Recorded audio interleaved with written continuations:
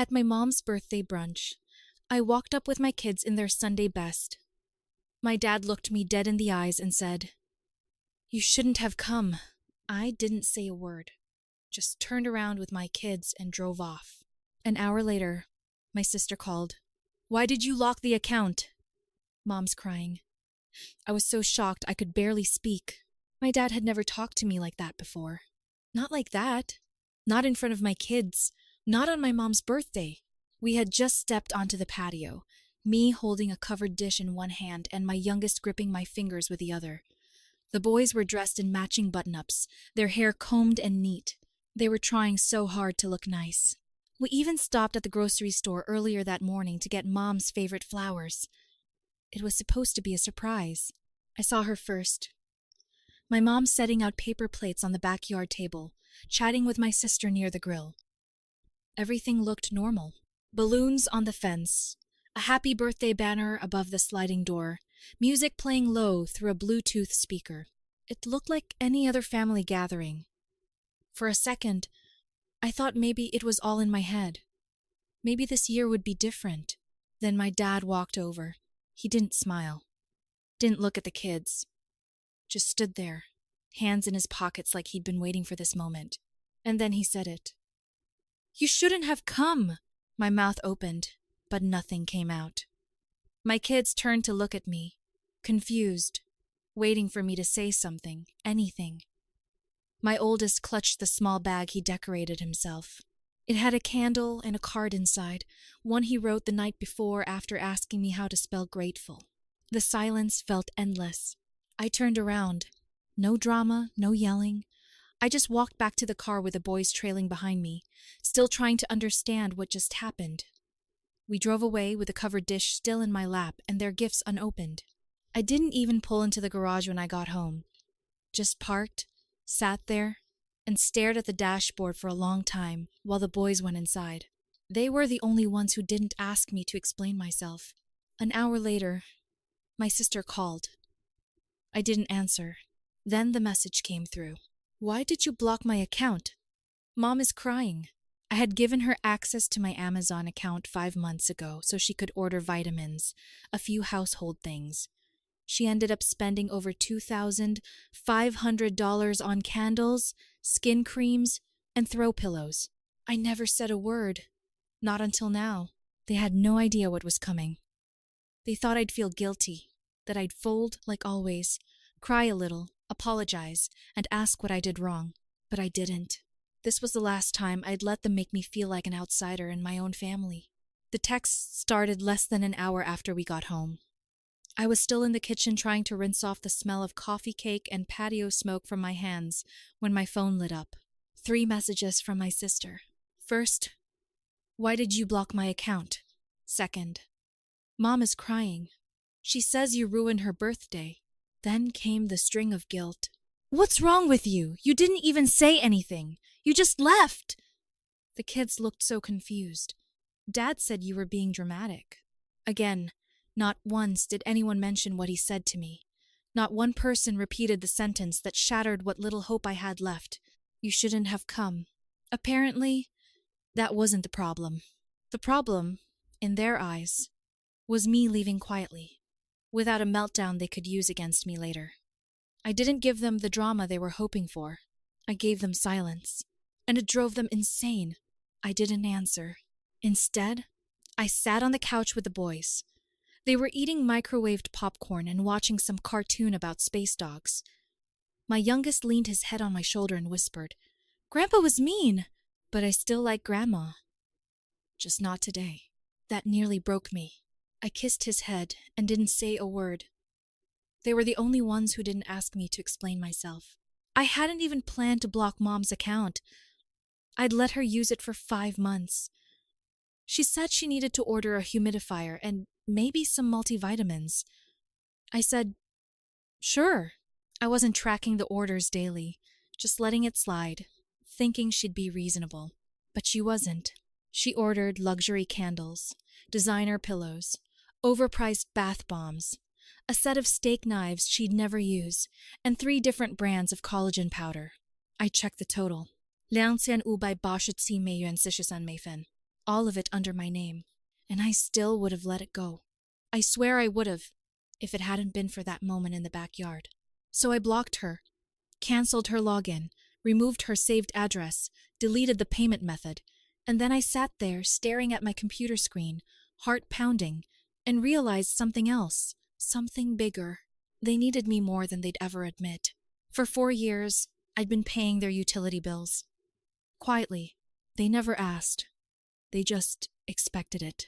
Mom would mention the electric bill being late in passing, and next thing I knew, I was transferring money.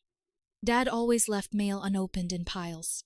Half their services were tied to my email address because I was the only one who could remember the passwords. I went into the utility portal one by one and canceled every automatic payment. Water, gas, electricity, internet.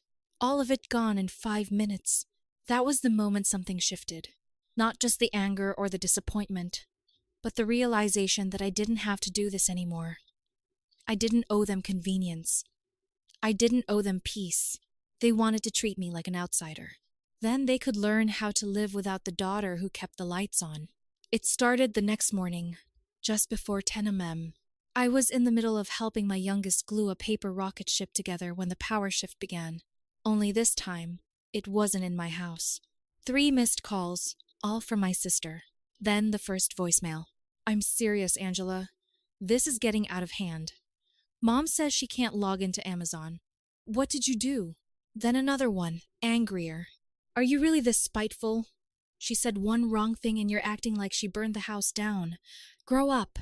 Then the third one came in with a nervous laugh. "The Wi-Fi just went out at Mom's during her book club Zoom." He's freaking out. Dad tried to reset it, but couldn't even find the modem. I replayed that voicemail twice. They had no clue what was happening yet.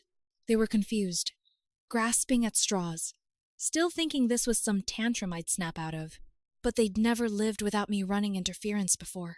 They had no idea how much I'd been doing behind the scenes, how much of their life was running on the systems I had set up. By 2 p.m., I got the first real sign that they were starting to understand. A text from my mom. Just 4 words. "Did you cancel everything?" No punctuation, no explanation, just that. It didn't sound like her usual tone. It sounded scared. I didn't answer. 2 hours later, the gas company must have called them because I got another text. "This time we have no hot water. What are the boys going to think of you when they're older?" That one I screenshotted just to remind myself why I was doing this. She wasn't worried about the gas. She wasn't worried about her grandkids. She was worried about her image, about control, about losing me as the family scapegoat. And just when I thought they couldn't twist the knife any further, she sent a follow-up. "You've been unstable since Jason died. We all said it. You're just proving us right." I didn't scream. I didn't cry. I didn't respond. I just sat at the kitchen table for a long time, staring at that message while my kids ran around in the yard with paper swords and ketchup stains on their shirts. I watched them laugh. I watched them be free. I didn't want this war, but they brought it. They used my grief against me, my generosity, my silence. So, yes, I canceled the utilities. Yes, I blocked the Amazon access. Yes, I made sure their email inboxes would be full of payment reminders they didn't know how to handle, because for once they were going to sit in the discomfort they'd made me live in for years, and I wasn't finished yet. By the 3rd day, the storm fully hit. My sister left me 3 voicemails in the span of 20 minutes. I didn't listen to them at first. I was busy helping my oldest bake cookies for a school fundraiser. He insisted on chocolate chip. No nuts, because Grandpa always picked out the nuts anyway. He laughed when he said it, but I could tell he knew something had shifted. Even he didn't ask about seeing them again. Around 5 p.m., the house phone rang. No one ever uses that number except telemarketers in the bank, but this time it was a number from Mom and Dad's neighborhood. I let it go to voicemail. 30 seconds later, a new message popped up. I played it on speaker, thinking it would be more begging, more fake tears. It wasn't. It was Mr. Carlson, Dad's next-door neighbor. He sounded rattled. Said there was water flooding down their driveway into the street. Said someone had tried turning on the front spigot and left it running. Apparently, the pipes cracked when the gas went off and the water heater shut down. The whole crawl space was soaked. I sat down at the table and listened again. That was the moment I realized something strange. Dad hadn't called me himself. Not once. Mom and my sister were running around panicking, but he was silent. He hadn't even tried to text me. I checked my email out of curiosity. One new message from the electric company. The payment method on file had been declined twice. Service was pending disconnection in 24 hours. It would be so easy to fix. One click. But I didn't. Instead, I opened a private folder I'd kept on my laptop for years. Screenshots, messages, notes I'd taken after every holiday blow-up, every time they called me dramatic, every time my mom talked down to me in front of the boys, every time they made me feel like I was nothing more than the widow with baggage. I wasn't planning to use it. Until my sister sent one final message that night. You know he's sick, right? He has an appointment next week for a scan. But I guess you don't care about that. That stopped me. I didn't know. No one told me. I stared at the message for a long time, unsure if it was true or just another manipulation. But something in me cracked. Just slightly. So I did something I hadn't done in a long time. I called my dad. It rang 5 times, then clicked over to voicemail. I was about to hang up when someone picked up. But it wasn't him. It was my mom. She sounded calm. Too calm. We were waiting for you to break, she said. And here you are. Then she hung up. That's when it hit me. They weren't panicking because they were falling apart. They were panicking because they realized they couldn't control me anymore. And now they were trying a new tactic. But it was too late. They'd mistaken my silence for weakness. They forgot silence can also mean planning. And I had plans. The morning after that call, I didn't get out of bed right away. The boys had poured themselves cereal and were watching cartoons quietly. They knew I needed the rest. And honestly, I was grateful for the space. I just lay there, staring at the ceiling, thinking about everything. About Jason. About how he used to say, "You don't owe people peace if they keep burning your house down." I finally understood what he meant. By noon, Mom and my sister had switched tactics again. This time, it was sympathy. Mom sent a long message saying how tired she was, how hard life had been since I shut her out, how Dad wasn't doing well. Then came a photo. Dad sitting on their porch with a blanket over his knees, staring off like he was 1 foot in the grave. Maybe it would have worked 2 weeks ago. Maybe I would have driven over. Cried. Begged for peace. But not now. Instead, I did something I should have done years ago. I called the utility companies and had everything fully transferred out of my name. No partial holds. No pending balances. Everything gone. I told the rep to remove my email and phone number from every account.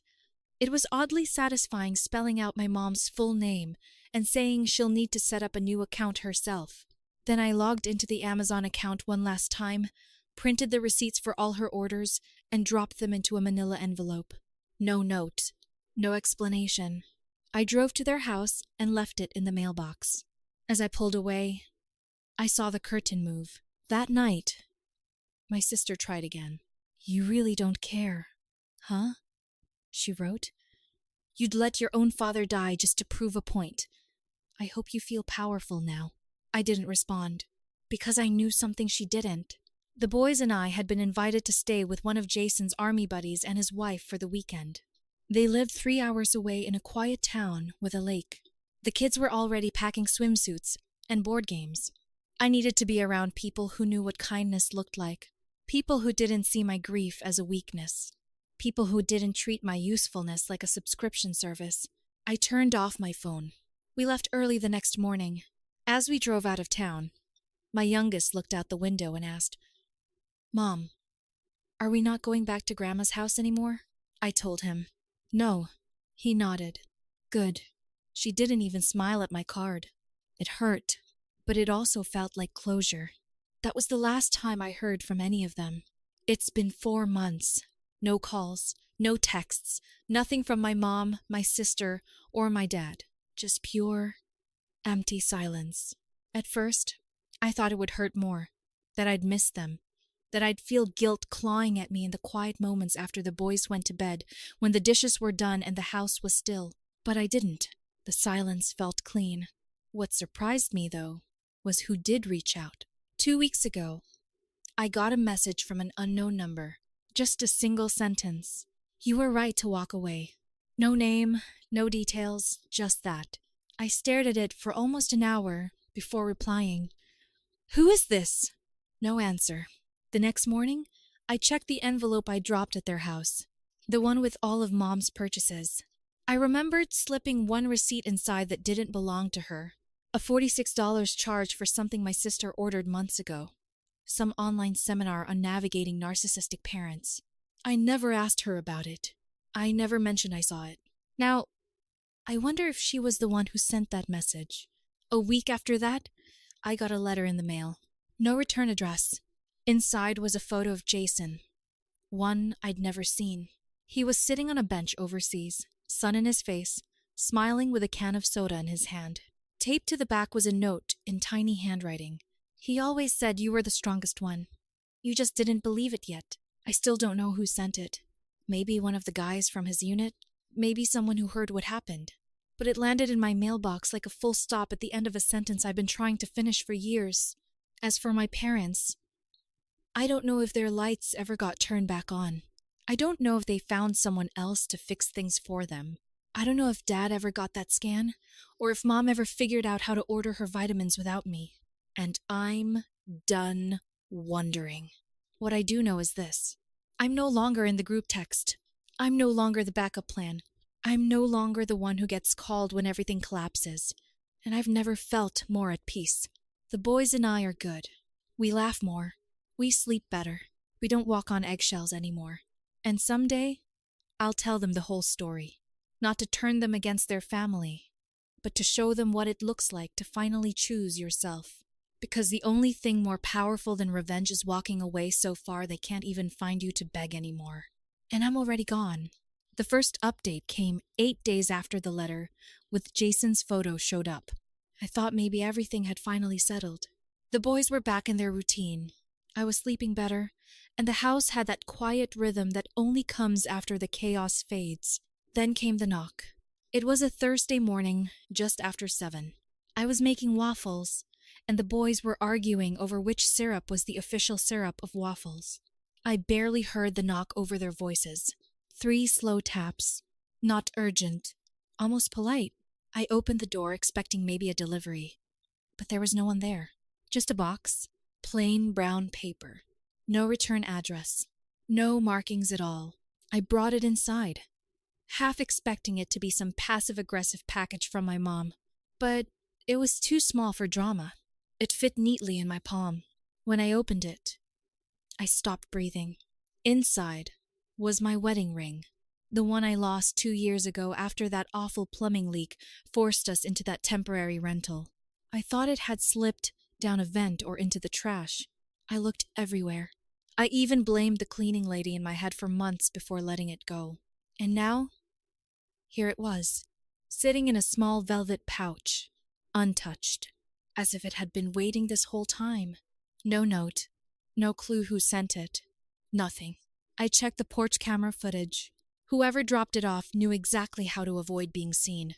It was like they knew my angles, my habits, even my morning schedule. I held the ring in my hand for a long time before putting it away. At first, I thought maybe it was someone from Jason's unit. Maybe they found it somehow. Maybe it traveled across hands and homes until it made its way back to me. But something about it felt recent. Too clean, too precise. And now, I can't shake the feeling that someone is watching the edge of my life. Someone who knows what I've done, what I walked away from. Someone who hasn't finished speaking. I don't know who they are, but I think they're getting closer.